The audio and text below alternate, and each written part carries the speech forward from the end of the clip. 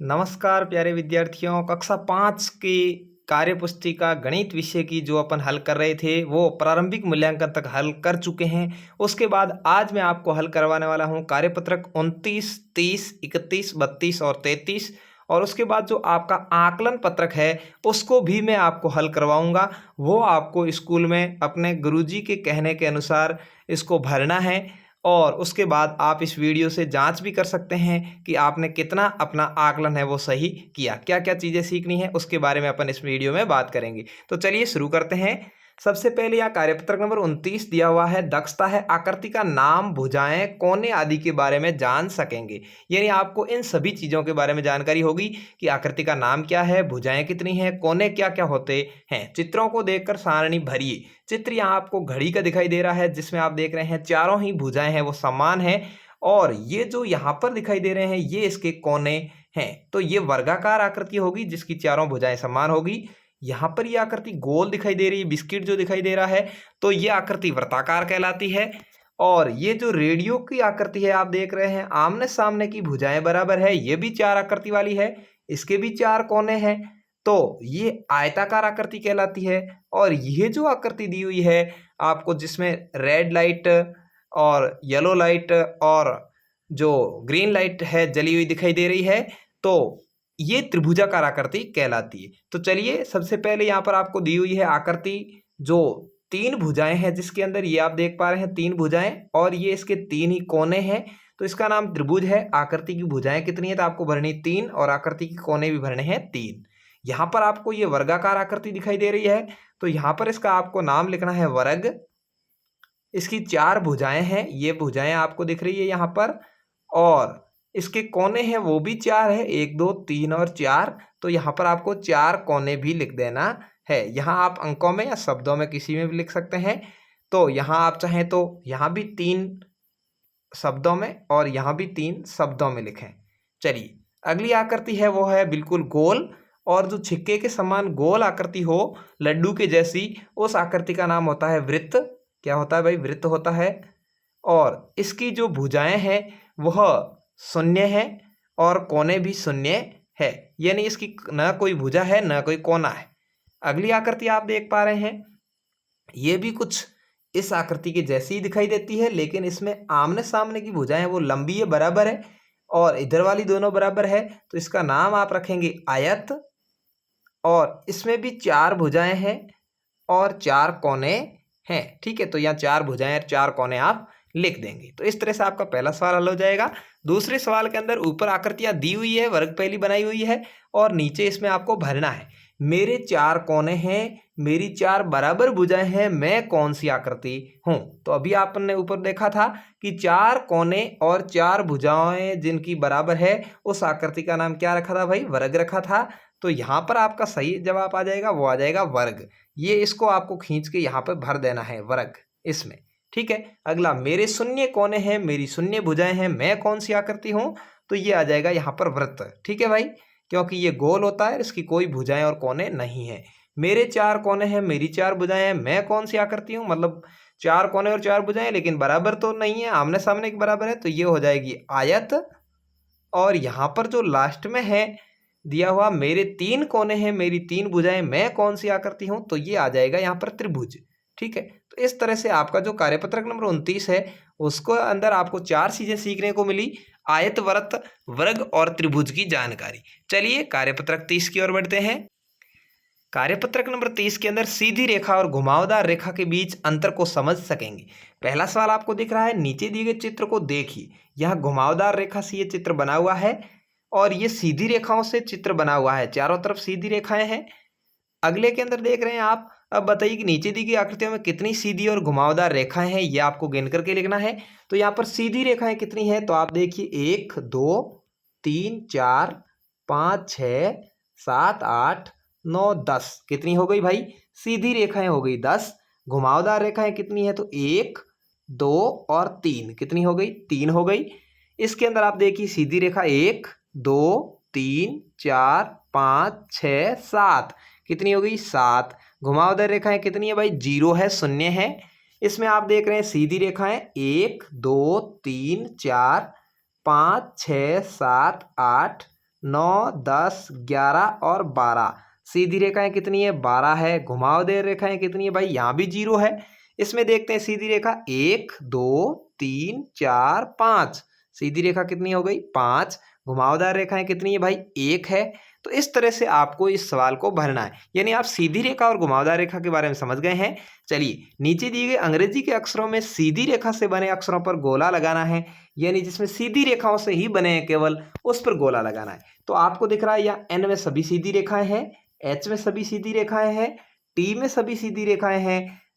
इसके अलावा बाकी वालों में सीधी रेखाएं नहीं है, क्योंकि पी और आर में कुछ सीधी रेखाएं तो है, लेकिन कुछ गोलाकार घुमावदार रेखाएं भी हैं। तो ये आपके एन, एच और टी इसका गोला लग जाएगा।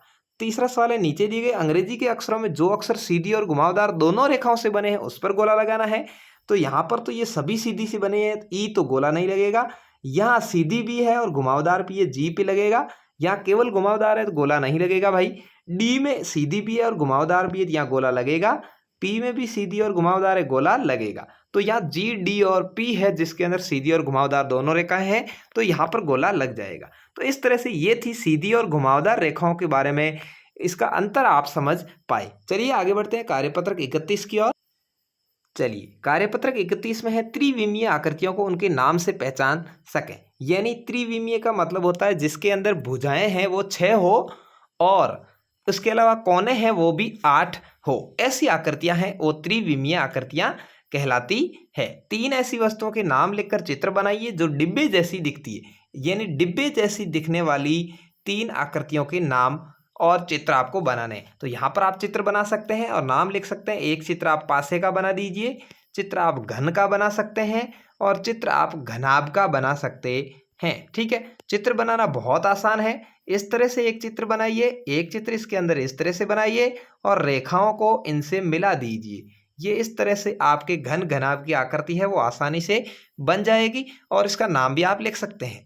आगे है 3 ऐसी वस्तुओं के नाम जो बेलन की जैसी दिखती है। इस तरह से आप पाइप का चित्र बना सकते हैं, ये बेलन जैसा दिखता है भाई। इसके अलावा आप बेलन खुद का भी चित्र बना सकते हैं। इसके अलावा आप ड्रम का चित्र बना सकते हैं, इस तरह का ड्रम होता है तो ड्रम है, इसका नाम भी आप लिख सकते हैं ड्रम, इसका नाम आप लिख सकते हैं पाइप। ठीक है, इस तरह से नली है वगैरह है, जो भी ऐसी आकृति दिखती है बेलन की जैसी, उसका आपको चित्र बना के नाम लिखना है। अगली है 3 ऐसी वस्तुओं के नाम लिखकर चित्र बनाइए जो टोपी जैसी दिखती है। ये सभी त्रिविमीय आकृतियां कहलाती है। ठीक है, तो टोपी की जैसी दिखने वाली आप 3 आकृतियां यहाँ पर बनाएंगे और उसके नाम लिख देंगे। जैसे इस तरह से ये त्रिभुज बन जाएगा, इसका भी नाम आप लिख सकते हैं। यहाँ पर जो आपको पहले ऊपर जो लाइट का दिखाया गया था, यहाँ पर आप बीच बीच में वो लाइटें बना करके भी बना सकते हैं और इनका नाम लिख सकते हैं। 3 ऐसी वस्तुओं के नाम लिखकर चित्र बनाइए जो गेंद की जैसी दिखती है, यानी गोल दिखाई देती है। ठीक है, एक आपने कंचा देखा होगा, इसका नाम आप लिख सकते हैं चित्र बना करके कंचा। फुटबॉल का चित्र बना सकते हैं, फुटबॉल है जो पैरों से खेला जाता है। वॉलीबॉल का चित्र बना सकते हैं, वॉलीबॉल भी गोल होता है, हाथों से खेला जाता है। और उसके अलावा आप बास्केटबॉल, अन्य जो भी बॉल वगैरह है गोल होती है, उनकी चित्र बना सकते हैं। तो इस तरह से ये था चित्र बनाने से संबंधित आपका कार्यपत्रक नंबर 31। आगे बढ़ते हैं कार्यपत्रक 32 की। कार्यपत्रक नंबर 32 में है द्विआयामी आकृतियों की आधारभूत समझ बना सकेंगे। यानी ऐसी कुछ वस्तुएं जिसके बारे में आपको समझ होनी चाहिए कि इसमें कोने कितने हैं, भुजाएं कितनी हैं और विकर्ण कितने बन सकते हैं। तो चलिए, दी गई वस्तु के चित्रों को देखकर उसकी द्विआयामी आकृति बनाएं और उसके कोनों और किनारों को बनाएं। चलिए, वस्तु है यहाँ पर किताब दी हुई है, बनने वाली द्विआयामी आकृति है, यानी किताब का आप चित्र बनाते हैं तो वो इस तरह से बनेगा। शीर्ष कितने हो गए इसके भाई, कोने कितने हो गए, 4 हो गए, 1 2 3 और 4, तो यहाँ कोने 4 लिख दिए। किनारे कितने हैं, 1 2 3 4 किनारे, मतलब ये जो भुजाएं हैं 4। और विकिरण कितने बनेंगे, विकिरण इस तरह से रेखा बनती वो कहलाती है 2 बन जाएंगे। चलिए, ऐसी ही एक आकृति है चंदूक की। किसकी है भाई, चंदूक की है। चंदूक की आकृति भी आप बनाएंगे तो भी वो कुछ इस तरह की ही दिखेगी। ठीक है, तो इसमें भी आपके जो भुजाएं वगैरह है वो अलग हो सकती है।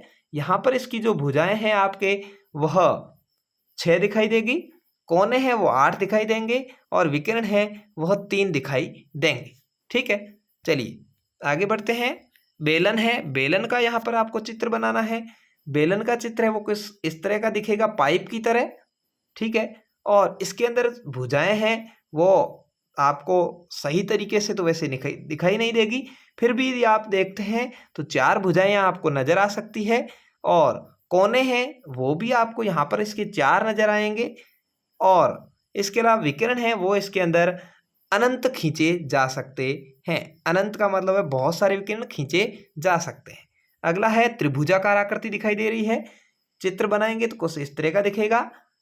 भुजाएं हैं तो 3 आएगी इसकी, कोने भी इसके 3 होंगे और विकिरण इसके अंदर वैसे 3 खींचे जा सकते हैं, 1 2 3, यानी तीनों कोनों से 3 विकिरण भी खींचे जा सकते हैं। अगला है चिक्का गोलाकार दिखाई दे रहा है, वर्ताकार दिखाई देगा और जो इसके अंदर आप को कहा जाए भुजाएं कितनी है तो आपको लिखनी है 0 यानी 0, किनारे कितने हैं तो भी 0, विकिरण इसके अंदर भी अनंत खींचे जा सकते हैं, यानी अनंत यानी बहुत सारे विकिरण खींचे जा सकते हैं जिनकी संख्या ज्ञात करना अपने बस की बात नहीं है। तो ये था आपका कार्यपत्रक नंबर 32। चलिए आगे बढ़ते हैं अंतिम कार्यपत्रक की ओर। कार्यपत्रक नंबर 33 में द्विआयामी आकृतियों के गुणों यानी किनारों, कोनों और विकिरण को समझ सकेंगे। यहाँ पर आपको कागज को मोड़ने पर दी गई आकृति में बनने वाले विकिरणों को देखकर नीचे छाननी पूरी करनी है। यहाँ पर ये इस तरह से एक दिखाई दे रहा है और ये इसके 2 विकिरण हैं। यहाँ पर त्रिभुज है, विकिरण इसमें आप 3 खींच सकते हैं। यहाँ पर छठभुज है, यहाँ पर 1 2 और 3 विकिरण है। यहाँ पर ये पंचभुज है, इसमें विकिरण 1 2 3 4 5, ठीक है। इस तरह से 5 यानी जितने कोने होते हैं उतने विकिरण भी बनते हैं कई आकृतियों में। यहाँ पर विकिरण 2 बन रहे हैं और इसके अंदर अनंत विकिरण खींचे जा सकते हैं। तो चलिए नीचे सवाल पूछे गए हैं, आकृति ए के अंदर किनारे, कोने और विकिरण कितने हैं। तो यहाँ आपको भरना है ए का चित्र ये है भाई। तो कोने किनारे कितने हो गए 4, कोने कितने हो गए 4, विकिरण कितने हो गए 2, इस तरह से भरना है। बी आकृति त्रिभुज है, किनारे 3, कोने 3, विकिरण भी 3, ठीक है। सी आकृति के अंदर छठभुज है, तो यहाँ पर 6 ही भुजाएं हैं यानी किनारे हैं और कोने भी 6 हैं और विकिरण है वो 3 है, ठीक है।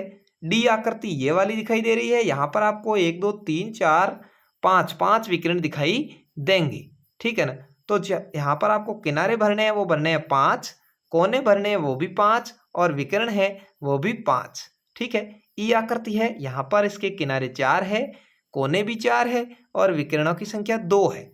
और यहाँ पर जो वृत्त दिखाई दे रहा है लास्ट एफ का गोला, यहाँ पर इसका जो किनारे हैं वो 0, कोने भी 0 और विकिरण है वो अनंत खींचे जा सकते हैं। तो इस तरह से आपको इस कार्यपत्रक 33 तक भरने हैं। अब आपके जो कार्यपत्रक 29, 30, 31, 32, 33 जो आपने भरे हैं उस पर आधारित एक आकलन पत्रक है जिसको आपको भरना है, यानी आपने क्या सीखा है वो इस आकलन पत्रक में पता चलेगा। तो इसका पहला सवाल है, नीचे दिए गए चित्र में कितनी सीधी रेखाएं हैं, यानी आपने सीधी रेखाएं यदि सुनना सीख लिया है तो आप पता लगा करके इसमें उत्तर बता सकते हैं। तो सीधी रेखा आपको ऐसे पता लगानी है, 1 2 3 4 5 और एक ये सीधी रेखा 6, कितनी हो गई भाई 6 हो गई। तो यहाँ पर आपको ख में 6 है, ख भरना है, ठीक है। ये आपको समझ करके भरना है और ये आपको समझ इतनी विकसित हो जानी चाहिए। दूसरा सवाल है, नीचे दिए गए चित्र में कितनी घुमावदार रेखाएं हैं। तो यहाँ आपको घुमावदार रेखाएं देखनी है, 1, ये हो गई 2, ये 3 और ये 4, कितनी हो गई भाई 4 हो गई। तो इसने तो 4 दी ही नहीं है ऑप्शन में। तो चलिए देखते हैं इसको सही ढंग से। घुमावदार रेखा हो गई 1, ये हो गई 2 3 और 4, घुमावदार रेखा है 4, ये भाई 4 तो इसने ऑप्शन में भी नहीं दिया। तो हो सकता है इसकी इधर से एक रेखा और हो, तो यहाँ आपको 5 उत्तर सही हो सकता है, ठीक है। या इसकी घुमावदार रेखाएं हैं वो इसने साथ में ही ले ली है इनको, तो इस तरह से बना दी 1 और 2 इसका आंसर होगा। ख आपका सही जवाब हो जाएगा, ग नहीं होगा भाई, ख सही जवाब होगा क्योंकि 2 ही रेखाओं में इसने कोने साथ में ले लिए। तीसरा है, किस आकृति में सिर्फ सीधी रेखाएं हैं, कौन सी आकृति में केवल सीधी रेखाएं हैं वो आपको छांटना है।